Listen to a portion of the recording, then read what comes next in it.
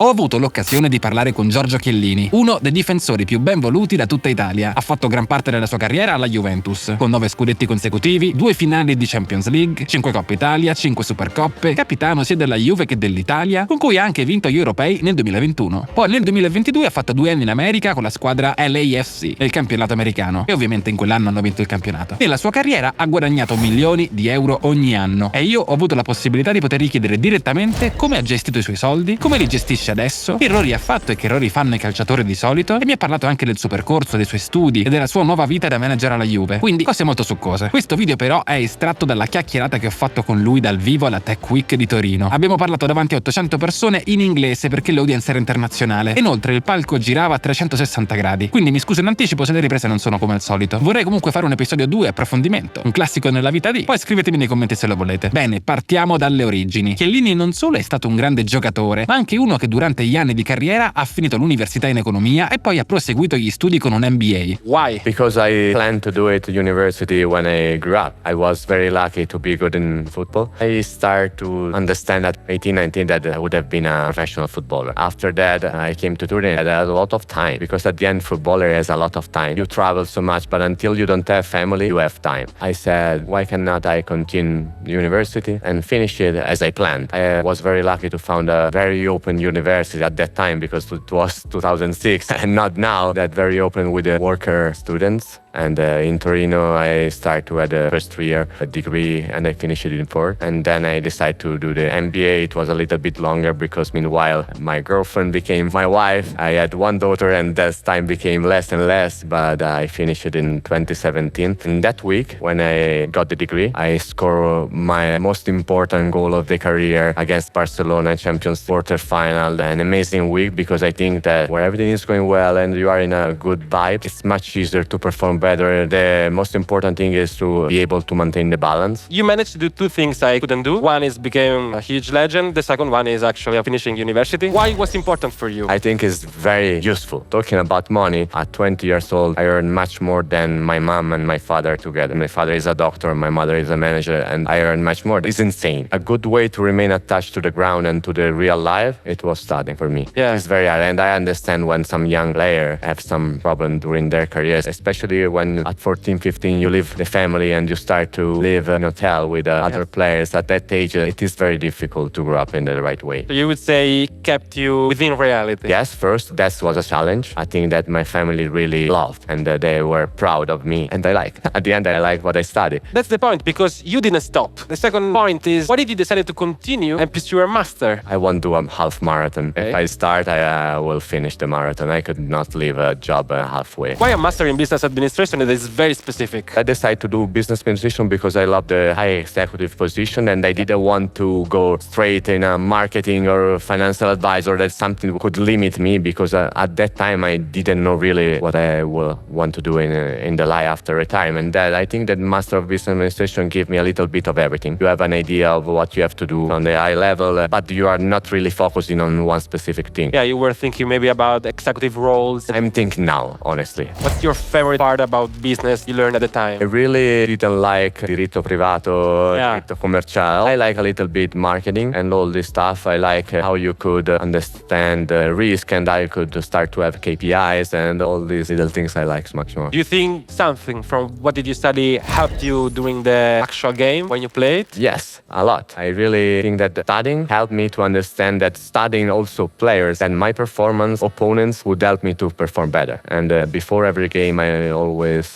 took almost 45 minutes watching videos of myself playing the game before in order to understand little mistakes that I could change and at the same time try to understand what my next opponents like to do. At the end, everyone likes to do some things. You like pizza, pasta, and you are happy to eat 5 times a week, maybe. If I know that you like it, I don't put any replay the pasta in front of you and you have to find a different way. You are discomfort and you could score or play well, but it's harder for you if you are not comfortable at the time. You mentioned your parents. Did they they influenced you in a way about your studies or about what did you do? They were my guide, but they never suggest me or told me one thing that I have to follow. Okay. Also during study, they never checked my homework when I was a kid. They always told me, if you're not doing well at school, you won't play football. I always have a good grades because I love to play football. Also, when I was a little bit sick and I didn't want to go to school, I said to my mom, no, I don't want to go to school, I'm sick and whatever. Okay, if you don't go to school, you don't play football. Quindi, ricapitolando, Giorgio Chiellini è sempre stato appassionato di calcio, ma è anche sempre stato abituato a studiare. Non è il classico caso di persona che inconsapevolmente diventa famosa e ricca e non sa come gestire questa situazione. A lui invece ha vissuto ogni step del suo percorso in maniera consapevole e intenzionale. Essendo lui quindi un ottimo esempio, gli ho chiesto come ha gestito i suoi soldi e come ha imparato a gestirli nel tempo. I enjoyed life and I did everything. I never wasted money. I was lucky to found people that helped me to have a long-term view and not just think about tomorrow, because honestly I was earning much more than what I needed, obviously. At that time I started to have some plan 5 to 10 years, because at the end I supposed to retire at 35. I arrived almost to 40 because I have an hard head, and when I arrived at 35 I said no, I could play again.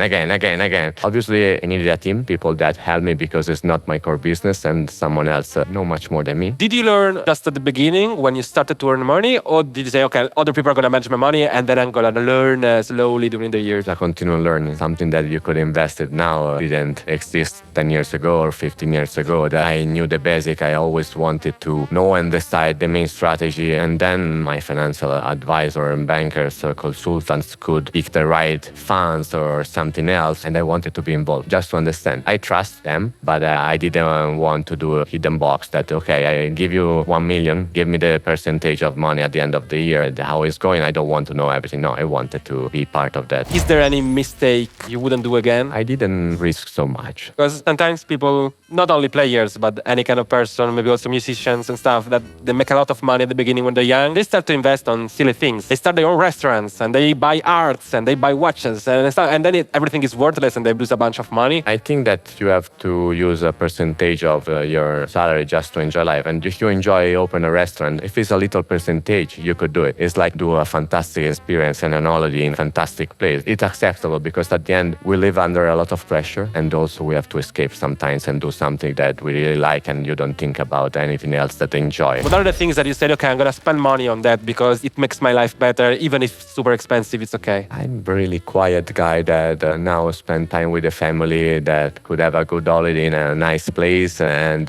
like to go with my wife once a week in a good restaurant, and nothing crazy. I love technology, and I love to be the last iPhone the day after. I love watches. I had my cars, but I'm not anymore a crazy car fan.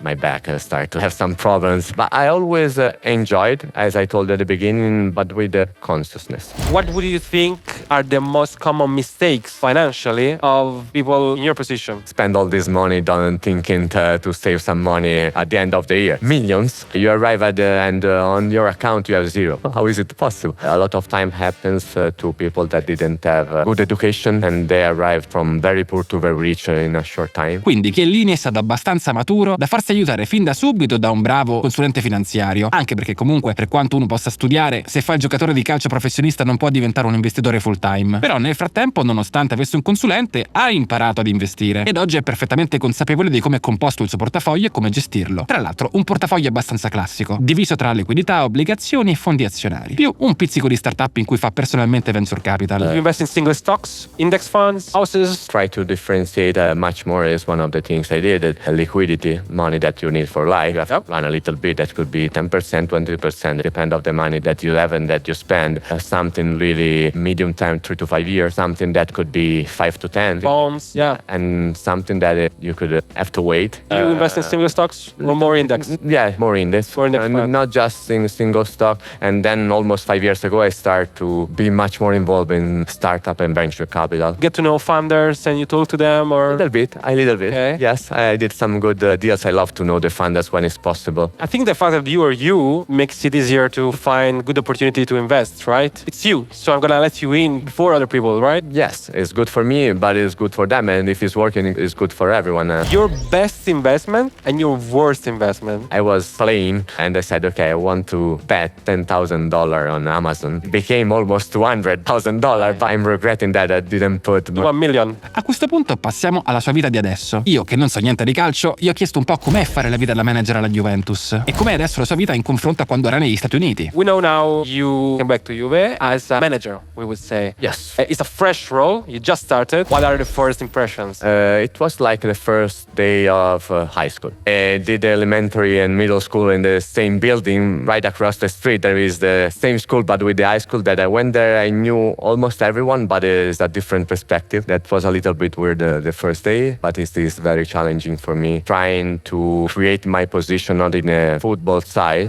create my position on the corporate and the executive side. I'm gonna represent Juventus all over the institution, domestic and international, but I have started a lot of meetings for the induction and like an internship on all the other areas in order to understand how it's working Juventus, not just on the pitch, but also off the pitch. It's just a wall between the facilities of the team and the headquarters. Is just a wall, but it's a big difference behind this wall. I'm doing a lot of meetings with all the different branches of the club that now is just learning discovery, and I'm going in the next weeks to the first meetings in Italy and then in Athens with the European Club Association. I'm loving this part. I know it's a lot of work, and I have to thank my wife taking care of my family for now and for the next month. What is your personal goal with this experience? Became trustable and do something also other side of football, arrive into high management position. I have no rush. I know that I have to learn, I have to study again. But all my life was about learning and improving, and I'm trying to continue the same path. You spent 2 years in the States. What are the difference between a team from LA and a team from here? Really changed my life. I had more time first, and with the family to spend on my hobbies, on something different. I had very nice meetings, and I was very lucky that the ownership of my club was full of one big entrepreneurs of the California from very different branches, movies, entertainment, e-games, finance. Managed to meet American billionaires. And they were in the locker room after every game, and they were very open to open their door just to meet you and to do like a mentor lesson for a couple of hours. They love that you like to spend time with them. Speaking about the behind the scenes of a football team, what are the differences? Because the way a football team is managed here in Italy, I think is really different between how it's managed in the States, right? Less pressure first, different format. Also, they could think much more about the show and entertainment than not just a game. And that's a part that I love, because it wasn't a sport that it was for just 90 minutes, but it was for the whole day. And it was for family. And every team needs to have an adequate stadium and facilities in order to be approved from the league. If you couldn't be a player, what would you be doing right now? Maybe a doctor. My father is a surgeon. I will never know, because at that time when I have to decide, I had already in my mind just one thing, that was football. You never thought something like, I'm gonna stop, I'm gonna do something else? I would have loved to play until 60 or 80 if my body would have been good enough. And were you ever scared about that? Like, I'm playing right now, but I'm scared that maybe next year, maybe in 2 years, my career is gonna end. Yeah, whenever I had suppose at 34, 35, as I told you. And I arrived at that age, from 33 to 35, I had my best years of the career, the best. And then I got the ACL. It's a big injury. I stay out of the field a year and a half, and I've tried a lot of things the same way I was training, and playing didn't work as well, and I got injured a lot of times close to the knee with muscle, and then I have to change. I found a way with different things, that I don't want to annoy you with what I did, but I completely changed my way of training, and I was able to play 3 years more. So in those moments, there were bad moments, right? You were thinking, what do I do now? Did you ever think, okay, should I find something else? But that's when I started to feel a little bit more involved in other stuff. At that time, I got injured 1 year and a half without going with the team every 3 days, staying at home. What did you do? What other stuff? Focus on my future, focus on some investment that we are talking about, focus much more on starting to change and positioning myself on a different way. That, okay, Giorgio is not just a football player, but it's people that you could really trust in the future, because they would love to be in the management side, in a business side, all these type of things that I started almost 5 years ago to do little by little and step by step. And I'm here here because I started to think about it a few years ago. 1 month ago, 2 weeks ago, or a few months. Of course. What advice would you give to someone who's starting right now? I would say in sport, any kind of sport. But he doesn't want to lose himself. He doesn't want to bet everything on his success. To be wise. Study. Continue to study. Don't focus on just one thing because life is unpredictable and you could do both. If you do both well, it's much better than... Diversification like in investments, right? It's almost the same. At the end, it's almost the same. I saw a lot of guys that decide at 15 to leave the school. That has no sense. You cannot know what happened at 15. You cannot even know what university you would love to do. Yeah, sometimes luck is not because you're not good enough. But sometimes you don't get to be a famous player. But at the end, follow your dream, work with passion, try to improve yourself every day. Think at the solution and not at the problem.